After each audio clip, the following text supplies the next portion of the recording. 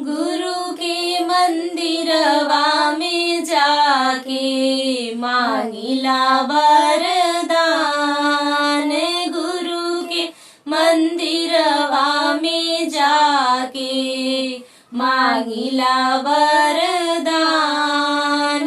गुरु के मंदिरवा में जाके मांगिला वरदान।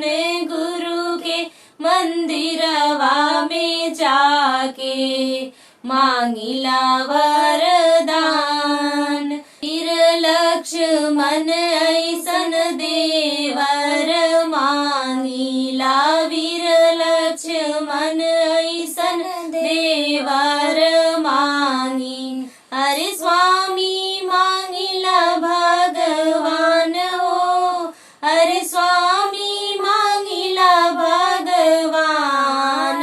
गुरु के मंदिरवा में जाके मांगिला वरदान।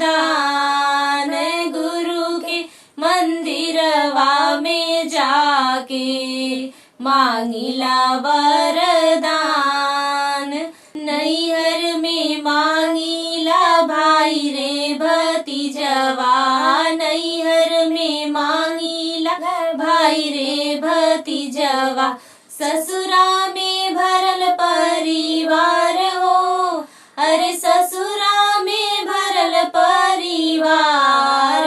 गुरु के मंदिरवा में जाके मांगिला वरदान।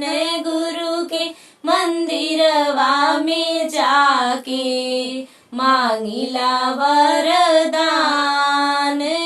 राजा दशरथ ऐसन ससुर मांगिला। राजा दशरथ ऐसन ससुर मांगिला। सासू मांगिला कौशल्या हो। अरे सासू मांगिला कौशल्या।